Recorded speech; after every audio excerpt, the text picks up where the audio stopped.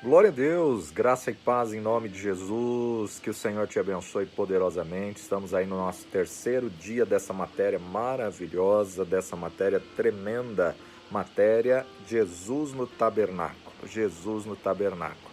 Nossa última aula nós estivemos falando acerca que o tabernáculo de Moisés ele tinha três ambientes aonde nós observamos que cada ambiente tinha uma iluminação diferente, né? Uma iluminação diferente.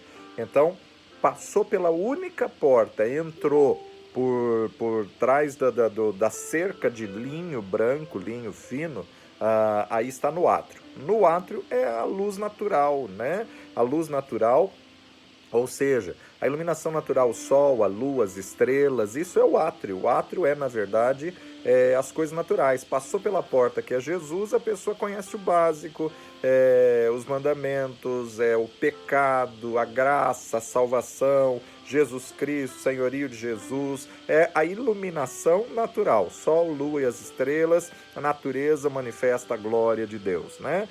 Só que tem que passar pela porta que é Jesus. Depois que você passa pela porta, tem os 5 postes, que são os 5 ministérios, os 4 evangelhos, para você entrar no segundo ambiente, que é o lugar santo. O lugar santo, ali a iluminação é o candelabro, porque o lugar santo é através da revelação do Espírito Santo.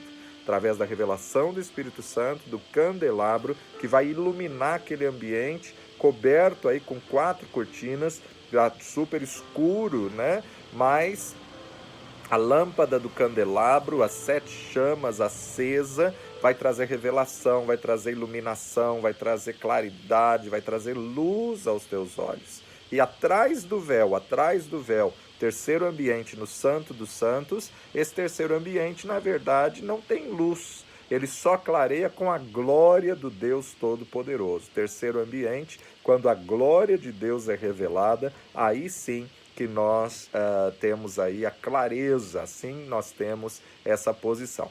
Jesus no átrio, no pátio exterior, nós achamos somente o seu estado físico na terra.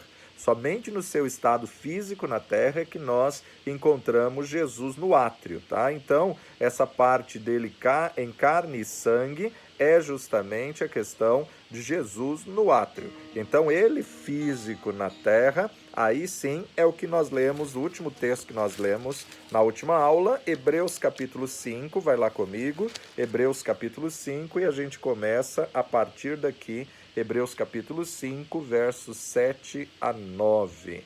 Hebreus 5, 7 a 9, nos diz assim: o qual nos dias da sua carne, oferecendo com grande clamor e lágrimas, nos dias da sua carne, ou seja, ele em carne e sangue, ele em carne e sangue, nos dias da sua carne, em carne e sangue, oferecendo com grande clamor e lágrima, orações e súplicas ao que o podia livrar da morte, foi ouvido quanto ao que temia. Ainda que era filho, aprendeu a obediência por aquilo que padeceu, e sendo ele consumado, veio a ser a causa da eterna salvação para todos os que lhe obedecem. Esse é o plano de Deus completo, o plano de Deus perfeito, o plano de Deus em Cristo Jesus. Que coisa tremenda e maravilhosa podermos ver o que era sombra se cumprir em Cristo Jesus, o que era sombra se tornar real em Cristo Jesus. Os 12 discípulos que seguiram a Jesus, na verdade, também temos os 70 que seguiram a Jesus, também temos a multidão que seguia Jesus. Eles, na verdade, não precisavam muito de discernimento espiritual para saber que Jesus existe, eles estavam vendo.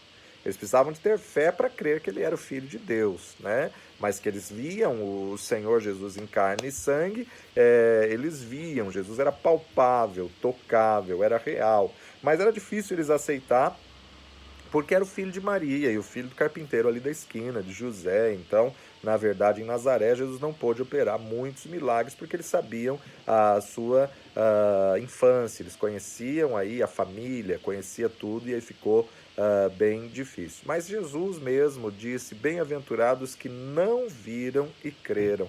bem-aventurados que não viram e creram. E o interessante, quando ele diz bem-aventurados que não viram e creram, ele está citando acerca de nós, né? Nós não tivemos aí como ver Jesus em carne e sangue, mas cremos nele através da palavra que Deus nos deixou, através da verdade da palavra de Deus. Vai comigo para João capítulo 20, vai falar acerca da ressurreição, João capítulo 20, e é interessante nós observarmos aqui, né? Todo capítulo seria bom a gente ler, mas a gente vai ler em outra oportunidade. Vamos ler só a partir do verso 11 em diante. Jesus aparece a Maria Madalena.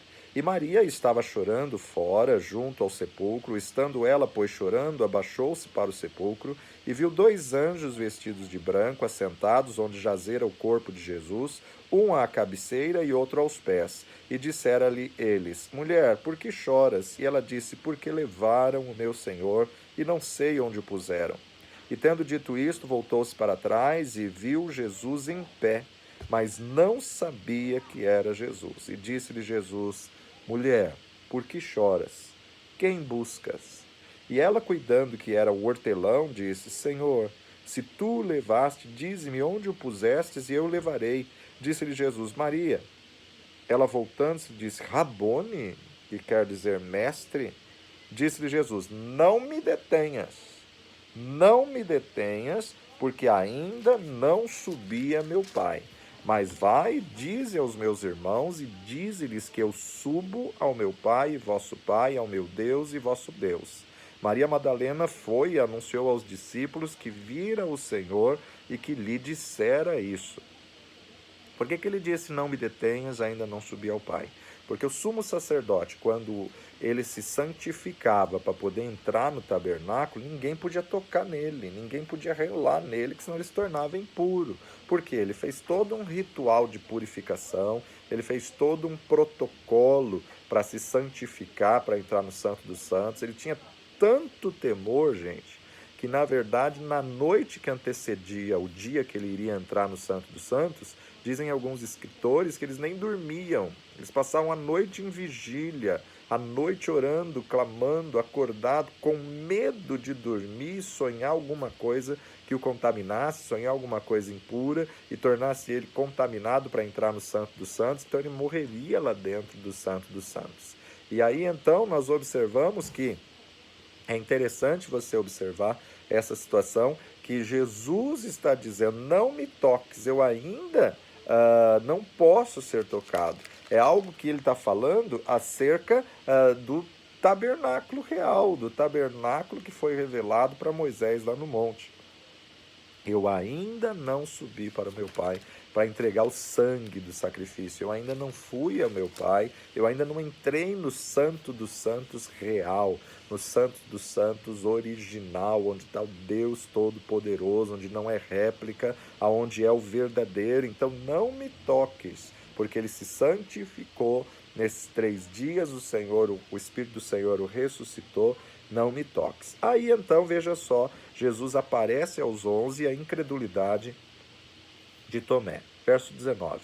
Chegada, pois, a tarde daquele dia, o primeiro da semana, e cerradas as portas onde os discípulos, com medo dos judeus, se tinham ajuntado, chegou Jesus e pôs-se no meio deles, dizendo: Paz seja convosco. E dizendo isso, mostrou-lhe as mãos e o lado, de sorte que os discípulos se alegraram vendo o Senhor. Disse-lhe, pois, Jesus outra vez: Paz seja convosco. Assim como o Pai me enviou, também eu vos envio a vós. E havendo dito isto, assoprou sobre eles e disse-lhes: Recebei o Espírito Santo. Àqueles a quem perdoardes os pecados, lhes são perdoados, e àqueles a quem o retiverdes, lhes são retidos. Ora, Tomé, um dos 12, chamado Dídimo, não estava com eles quando Jesus veio. Disseram-lhe, pois, os outros discípulos: Vimos o Senhor.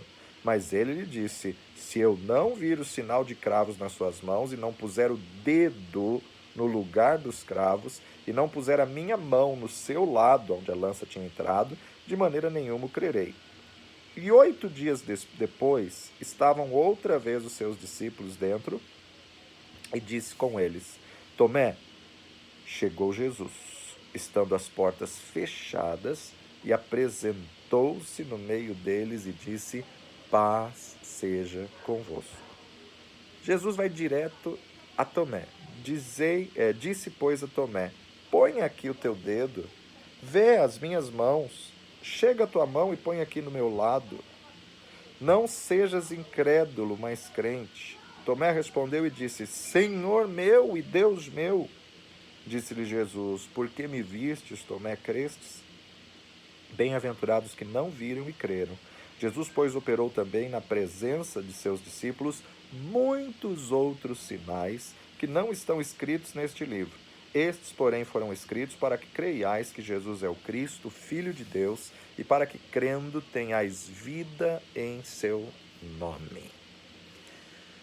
Algo tremendo e maravilhoso que a gente pode ver aqui em João capítulo 20. E eu costumo sempre dizer que Tomé faltou no culto, por isso que passou essa vergonha terrível. Né? Cuidado, que o culto que você falta, Jesus pode aparecer. O culto que você falta, Jesus pode se manifestar. Se Tomé tivesse nesse culto, ele não teria passado essa vergonha.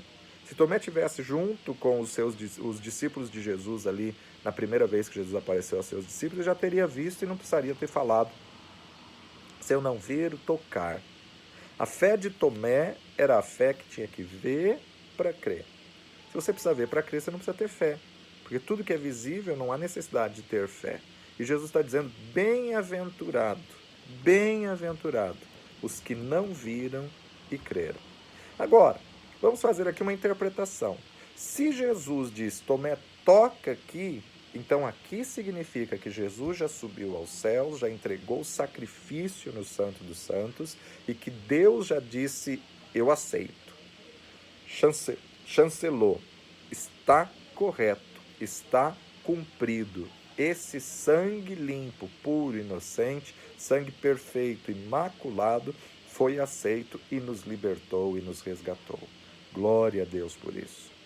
O sumo sacerdote, o nosso sumo sacerdote, entrou no Santo dos Santos. O nosso sumo sacerdote entrou diante do Santo dos Santos, entregou o seu sangue como sacrifício e Deus Pai aceitou, e por isso que o Espírito Santo vem habitar em nós. No Antigo Testamento, o Espírito Santo era de visitação, porque o homem estava em pecado e, na verdade, o sangue animal só cobria, mas não resolvia a questão do pecado. No Novo Testamento, o Espírito Santo vem habitar em nós, na dispensação da graça, vem habitar em nós por causa do sangue de Cristo Jesus. O sacrifício de Cristo Jesus foi aceito e aí então o Espírito Santo vem habitar em nós. Agora, antes de julgarmos a Tomé, nós temos que saber que a reação dele foi exatamente normal.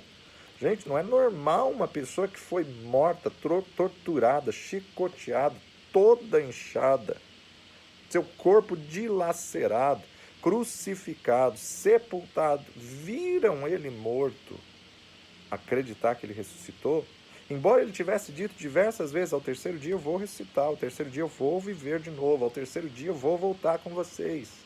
Mas eles nem se lembraram disso. Quem se lembrou disso foi um soldado romano. Esse impostor aí disse que em 3 dias ele vai ressuscitar. Vamos reforçar a guarda para que esses aí, seguidores dele, não roubem o corpo e depois digam que ele ressuscitou. Um soldado romano precisou lembrar disso, porque os discípulos, as próprias mulheres que foram buscar Jesus, elas estavam na expectativa de se saciar com o corpo morto. Achando que era o hortelão, achando que era o jardineiro: meu senhor, diga onde o colocaste para que eu pegue o corpo dele. Ou seja, elas estavam se satisfazendo na expectativa de apenas pegar o corpo morto. Mas Jesus já tinha ressuscitado. Então nós começamos a observar a forma como Deus manifesta, a forma como Deus cumpre aquilo que era sombra no Antigo Testamento, o Cordeiro vivo que desceu do céu e fez o que era sombra real. Então, na verdade, a reação de Tomé foi compreensível. Era difícil entender e aceitar que ele tinha revivido e tinha reaparecido aos seus discípulos. E aí, então, não foram os discípulos que deduraram, não foram os discípulos que disseram: olha, mestre, esse aqui não acreditou. Olha, mestre, esse aqui disse que se não vê. Não.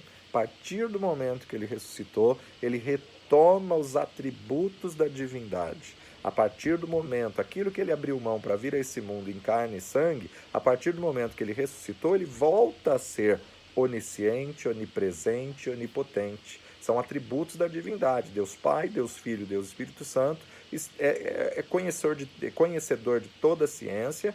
Deus Pai, Deus Filho e Espírito Santo são oniscientes, são onipresentes, está presente em todos os lugares, são onipotentes, são soberanos, são santos, são justos. Então, na verdade, a gente observa aí que o fato de Jesus dizer, Tomé, vem aqui, toca o seu dedo, ninguém precisou dedurar Tomé. Jesus já era onipresente, já estava vendo todas as coisas, embora eles não estivessem vendo, embora o próprio Tomé, quando recebeu a notícia, não estivesse vendo Cristo, ele já estava na sua onipresença. Então, Tomé não falou a Jesus, e os discípulos não falaram a Jesus, mas Jesus sabia, porque já estava presente em todas as coisas. Precisamos entender as mudanças que acontecem nas dispensações, as mudanças que acontecem na forma de Deus agir em cada período. Existe uma versão que diz que Tomé caiu de joelhos, se prostrou e se arrependeu. Caiu de joelhos, se prostrou e se arrependeu. É provável que sim, é provável que ele tenha ficado impactado com a glória de Deus. Agora, no átrio, então, a iluminação é natural. No átrio, então, é pelo que você lê da palavra de Deus. No átrio é pelo conhecimento. É o sol, a lua, as estrelas. No átrio, a iluminação é o que Deus criou. A cruz do Calvário, eu posso entender pelo natural, uma pessoa que foi crucificada. Eu posso entender com os meus sentimentos, com os meus sentidos. A cruz foi real, foi natural e foi física. Qualquer pessoa, qualquer ser humano natural pode ter uma experiência da cruz, porque está no átrio, o pé da cruz está no átrio. Passou pela porta, já tem o altar de holocausto. A cruz. O pé da cruz está ali, bem na porta. Então isso é uma experiência natural. Ninguém precisa ter uma experiência espiritual, sobrenatural, ver um anjo, ver Jesus, ver a Deus, para poder aceitar Jesus. Não, ele aceita Jesus pelo conhecimento. Conhecereis a verdade vos libertará. Ele crê que Deus tem um filho, Deus enviou seu filho ao mundo, esse filho foi morto, ao terceiro dia ressuscitou, e a pessoa confessa ele como seu Senhor. Então isso é uma experiência do átrio, isso é uma experiência natural, uma experiência pelo conhecimento da verdade da palavra de Deus. Qualquer ser humano natural pode ter essa experiência com a cruz, pode ter uma experiência com Jesus. Ele não entende muitas coisas, mas ele pode experimentar e ele pode aceitar a Jesus, aceitar a cruz com seus sentidos naturais, com seus sentimentos naturais. De fato, muitas vezes declaramos, aquela pessoa não teve uma conversão genuína porque não foi com emoção. Não, a emoção, na verdade, é um sentimento da alma. E às vezes nós olhamos pessoas que choram, que fazem aí exteriorizam, né, a emoção e não houve conversão, houve só remorso pelos seus pecados, houve aí uma situação de uma alegria, houve aí uma situação de emoções, mas não houve conversão, porque conversão tem que gerar mudança, conversão tem que gerar transformação. Até uma criança, por mais nova que ela seja, ela pode entender, somos pecadores, necessitamos de um substituto, necessitamos de um resgatador, necessitamos de um remidor, e esse remidor é Jesus. Então, até uma criança no natural, ela pode entender isso. Até uma criança, ela por si só mesmo, quando está lendo o Evangelho, Deus pode convencer, através do Espírito Santo, seu coraçãozinho e ela aceitar Jesus como Senhor e Salvador da sua vida. Aliás, nós precisamos ministrar salvação para as nossas crianças, precisamos ensinar a criança desde pequeno. A criança precisa confessar a Jesus como Senhor e Salvador da sua vida. A partir da idade do entendimento, já tem a linguagem da criança para ela poder falar, para ela poder aceitar Jesus. O que significa a revelação do átrio? A iluminação natural. Na iluminação natural, você não precisa ser doutor da palavra, doutor em teologia, doutor da lei, nem precisa de muita inteligência para entender que somos pecadores e precisamos de um Salvador.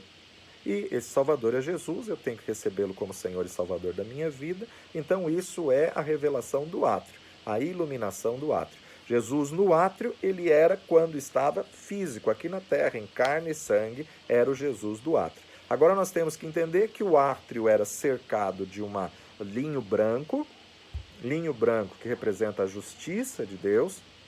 Do lado de fora só vê o linho branco, não vê as colunas, mas do lado de dentro vê a estrutura, vê aí os postes com a madeira de acácia e no topo o capitel de prata, né? Revestido de prata. Então isso representa o quê? Justiça de Deus. Justiça de Deus. Então no átrio que estava cercado com linho branco, esse linho branco era toda a proteção do tabernáculo, era feito para impedir que as pessoas invadissem ou entrassem por qualquer outro lugar, para não permitir que as pessoas que não passassem pela porta não tivessem uma experiência lá dentro. Então era necessário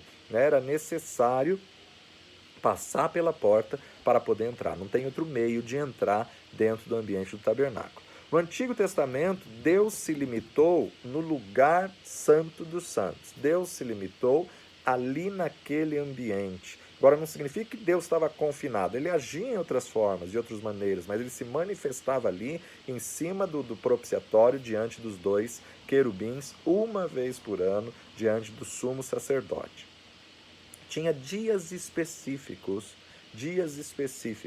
para o homem entrar no lugar santo e para o homem entrar no santo dos santos. E só o sacerdote podia entrar no lugar santo e só o sumo sacerdote escalado, era feita uma escala, podia entrar uma única vez por ano. Então, na verdade, a gente observa o quê? O átrio não. O átrio não tem dias específicos e o átrio, todo o povo hebreu, todo o povo judeu tinha acesso a entrar no átrio sempre que ele quisesse entrar, não só para levar o sacrifício, mas ele podia entrar no átrio a qualquer momento. Agora, Deus confinou a manifestação da sua glória dentro do Santo dos Santos, em cima do propiciatório, para mostrar ao mundo a necessidade de um protocolo e a necessidade de santidade. Para se achegar até o Santo dos Santos, tem um processo de santificação. Altar de holocausto, bacia com a lavagem de água, a revelação do candelabro, o alimento que vem dos céus, o pão vivo que desceu dos céus, e o altar de holocaustos, o altar de incenso, que é a oração dos santos. Então Deus confinou a sua presença no Santo dos Santos, se fechou na sua santidade. Ele proibia o homem que estava em pecado se achegar até ele, porque não havia um justo sequer. Todo sangue era contaminado, porque todo sangue era da descendência de Adão, toda a linhagem de Adão estava no homem. E a própria justiça de Deus, a própria santidade de Deus, não deixa o homem se achegar diante dele com esse pecado. Porque se chegar, ele morre, ele é fulminado diante da presença de Deus, que é um Deus santo, justo, que a sua glória é pura e perfeita, e nós, pecadores, se nos chegarmos direto na presença dele, vamos morrer. Por isso que precisamos de um resgatador. Chegamos, somos santificados e somos justificados por causa do sacrifício de Cristo Jesus na cruz do Calvário, através do sacrifício de sangue de Cristo Jesus na cruz do Calvário. Agora, essa lei representa a lei de Deus, representa o que Deus exige de mim. Eu só posso ter ousadia para entrar no Santo dos Santos pelo sacrifício vivo de Cristo Jesus. Ninguém mostra o tabernáculo como realmente ele era, a não ser a visão exterior. Por quê? Porque, na verdade, nós vamos entender aí, ao redor do tabernáculo, havia 3 tribos de cada um dos lados. 3 tribos ao leste, ao oeste, 3 tribos ao norte, 3 tribos ao sul. A primeira tribo ao sul é a de Judá. E aí, então, a gente começa a observar que o povo de Deus, com todas as suas tendas, as tendas daquela época eram escuras, né? Eles faziam as tendas bem escuras ou até pretas. As barracas que eles montavam, né? O acampamento, Então imagina, né? O tabernáculo ali é tendas para baixo, tendas à direita, à esquerda e tendas atrás.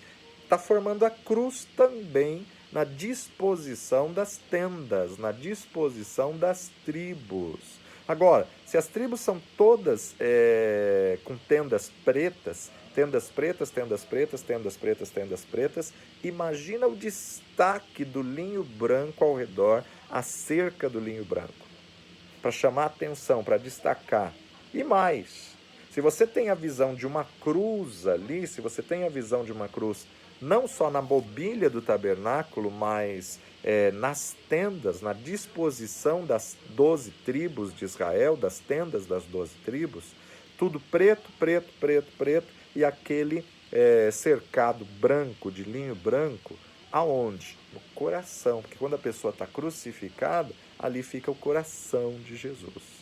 Interessantíssimo nós observarmos isso. Faz esse desenho aí na sua folha para que você possa visualizar isso. O centro da cruz é, na verdade, a tenda do tabernáculo. E as tendas ao redor é, na verdade, essa posição que vai formar a cruz. Quem está descendo da montanha e está vendo o arraial de Deus no território, tem a visão da cruz também, não só das mobílias, mas das tendas e também da disposição do tabernáculo. Isso é maravilhoso. Deus fala de uma linguagem subliminar em todo o tempo.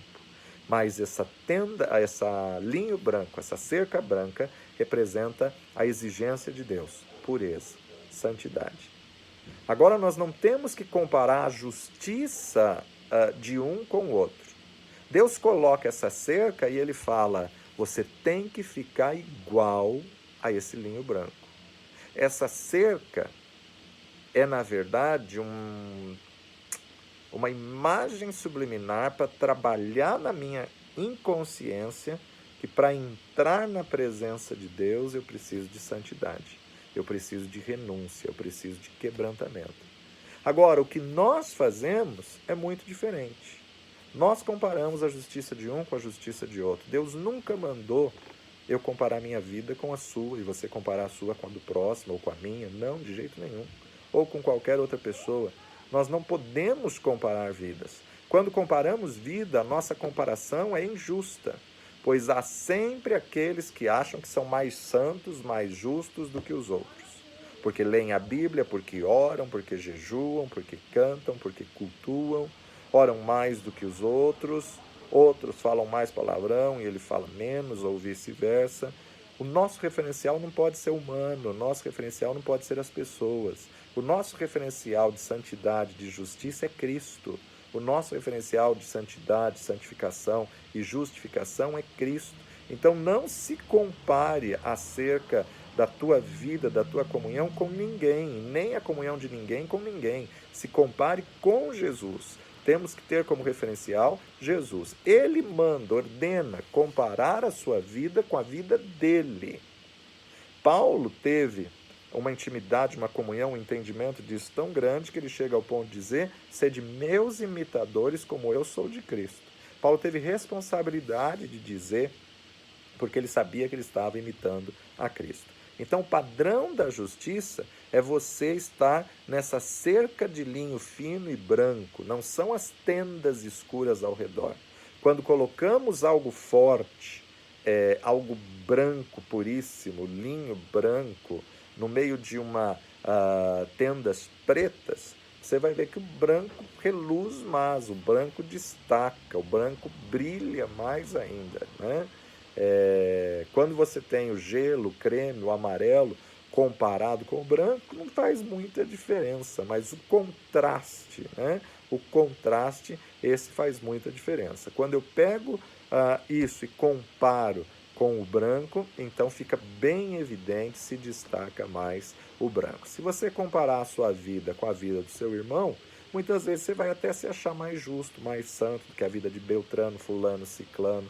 Você vai se comparar com os outros, você vai achar que você ora mais. Aliás, você está fazendo teologia, você estuda mais, nunca estudou tanto como tem estudado esses dias. Então, se comparar com os outros seres humanos, você vai se achar mais crente, mais convertido, você vai se achar mais santo do que os outros.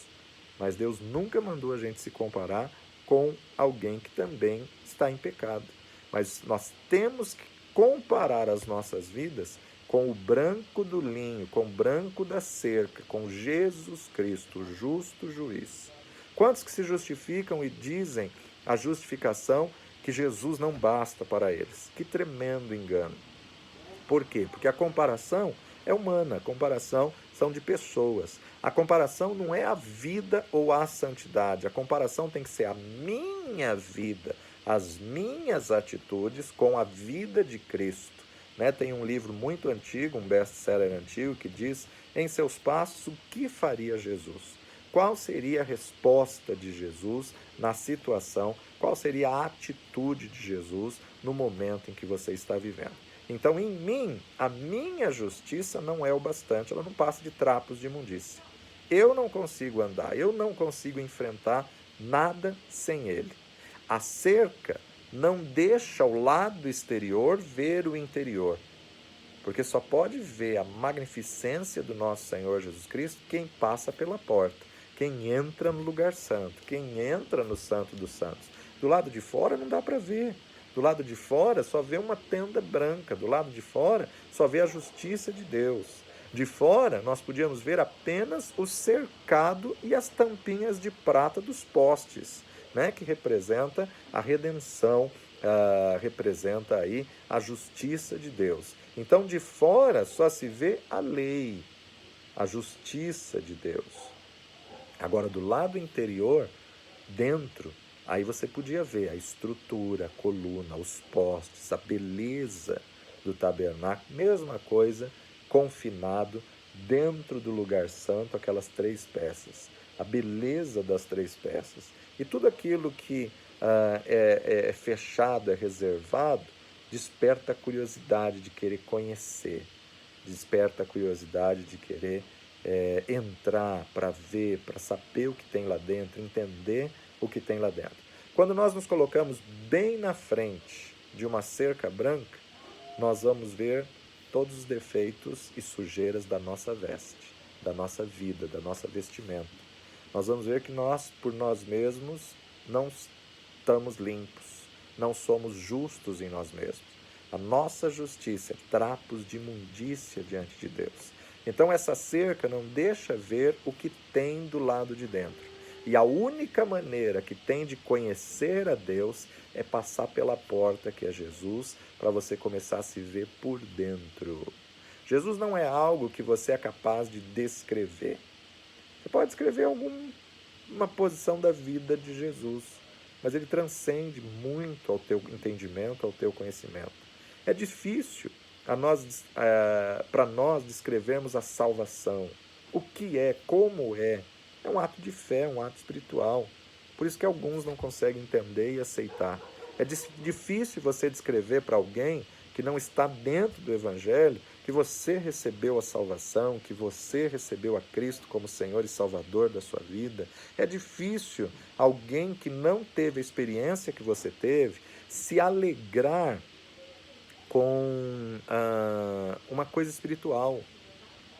Quando você leva alguém a Cristo, você se alegra por isso. Agora, quem não está dentro do tabernáculo não vai se alegrar. Quem não está dentro do plano ali não vai entender a tua alegria. Então, na verdade, é difícil a pessoa se alegrar com coisas espirituais. Ai, Deus falou comigo e você está renovando, rejubilando, você está alegre e contente. A pessoa que não teve a experiência com Deus não vai entender a tua experiência. Por mais que ela tenha curiosidade em saber, não foi igual àquilo que você teve. Então, é impossível explicar as coisas espirituais, porque as coisas espirituais se discernem espiritualmente. As coisas carnais se discernem carnalmente. Agora, o Senhor usou de muita metáfora, né? Ele colocou, eu sou a porta. Porta é o quê? Porta do tabernáculo, para você entrar no ambiente de salvação. A porta é Jesus. Agora, a porta te leva ao átrio, mas depois para você passar para o lugar santo tem 5 postes com 4 entradas. Então, na verdade, a porta é Jesus para entrar no átrio, mas as 5 colunas traz fundamento, que formam 4 portas. Para você ser salvo, basta passar pela porta que é Jesus. Tem muitas pessoas que aceitaram Jesus como Senhor e Salvador e a vida inteira não vai sair do átrio. Ele não busca, ele não ora, ele não lê a palavra, ele não se interessa, ele não quer conhecimento, ele está como técnon e ele vai morrer como filho gerado, ele vai morrer como filho imaturo, ele vai morrer como uma pessoa no átrio, ela não teve a experiência, o conhecimento. Agora, quem busca o conhecimento, quem busca a verdade, degusta cada aula, degusta cada palavra, tem sede de querer entrar no lugar santo, de querer entrar no santo dos santos. Quem tem esse anseio vai atrás de curso, vai atrás de coisa, quer algo mais. Tem igrejas, denominações, ministérios que estão só no átrio. Tem pastores, profetas que profetizam, mas estão só no átrio. Mas como pode um profeta ter uma revelação de Deus e estar só no átrio? Dons é presente, dons não é merecimento, dom é dádiva, é presente de Deus, dons não salva ninguém, dom não é sinal de santidade, dom é um presente de Deus.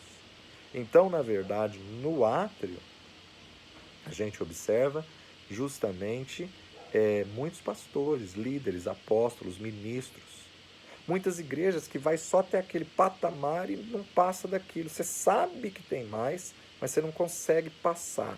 Você não consegue adentrar aos 4 portas. Por que você não consegue adentrar? Porque não creem nos 5 ministérios, não ministram conhecimento com os 5 ministérios, não tem o fundamento apostólico, a direção profética, a administração evangelística, o cuidado pastoral e o ensino do mestre. Então fica do lado de fora. Está salvo? Está salvo. Está salvo. Passou pela porta, confessou Jesus como Senhor e Salvador da sua vida, está salvo. Não estamos falando em questão de salvação.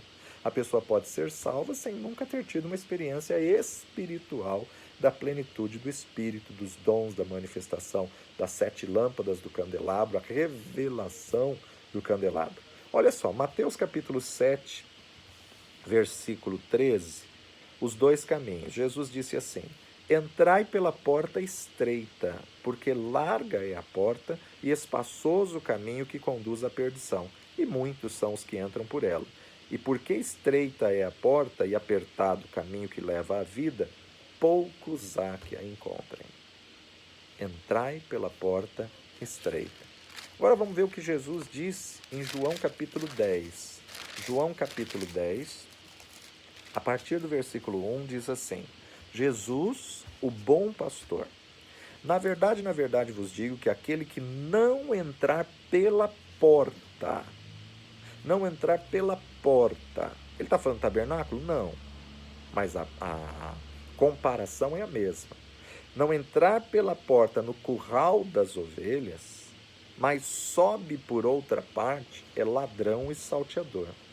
Aquele, porém, que entra pela porta é o pastor das ovelhas. E este, o porteiro, abre, e as ovelhas ouvem a sua voz, e chama pelo nome às suas ovelhas e as traz para fora. Quando tira para fora as suas ovelhas, vai adiante delas, e as ovelhas o seguem, porque conhecem a sua voz. Mas de modo nenhum seguirão o estranho, antes fugirão dele, porque não conhecem a voz dos estranhos. Jesus disse-lhes esta parábola, mas eles, não entendendo o que era que lhe dizia, tornou, pois, Jesus a dizer-lhes: em verdade vos digo, eu sou a porta. Eu sou a porta das ovelhas. Todos quantos vieram antes de mim são ladrões e salteadores, mas as ovelhas não os ouviram. Eu sou a porta. Se alguém entrar por mim, salvar-se-á, e entrará e sairá e achará pastagem. O ladrão não vem senão a roubar e a matar e a destruir, mas eu vim para que tenham vida e a tenham com abundância. Eu sou o bom pastor que dá a vida pelas suas ovelhas. Então, na verdade, a gente observa o quê? Jesus, o bom pastor, agora como porta, ele está falando da porta do tabernáculo, da porta de você entrar em aliança com Deus, da porta de você entrar dentro do linho branco. Você não pode carregar ninguém, a porta é estreita. Na verdade, você não pode nem passar com bagagem. Nessa porta, você não passa com bagagem, é você sozinho. Você não pode levar ninguém. Cada um tem que decidir ir por si mesmo. Cada um tem que decidir ir sozinho e ultrapassar a porta, porque a salvação é individual. Nós conduzimos a pessoa até ali, mas é ela que decide. Não posso decidir por ninguém. A pessoa eu posso conduzi-la até ao ponto da porta, mas da porta para frente é ela e Deus. É ela que decide. A cerca não deixa a pessoa entrar arrastada. Deus não vai violar a vontade do homem. Ele colocou livre-arbítrio para que a pessoa pudesse decidir. Ele colocou livre-arbítrio para que a pessoa pudesse ter a liberdade de escolha. Por isso que ninguém pode decidir por ninguém. Temos que pregar, temos que evangelizar, lançar semente, anunciar a palavra, mas é uma decisão pessoal, individual e intransferível. A cerca, a justiça de Deus, não deixa o inimigo entrar. A justiça de Deus não deixa o inimigo passar pela porta. Então, a palavra de Deus nos desafiou. Jesus nos desafiou, o Verbo vivo nos desafiou a pregarmos o Evangelho a toda criatura. Mas ele estabelece limites.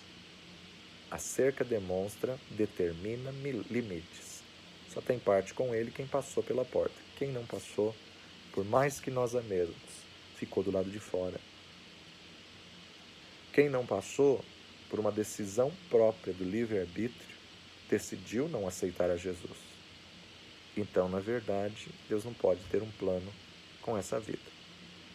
Mas a todo aquele que o confessou diante dos homens, eu recebo Jesus como Senhor e Salvador da minha vida, passou pela porta.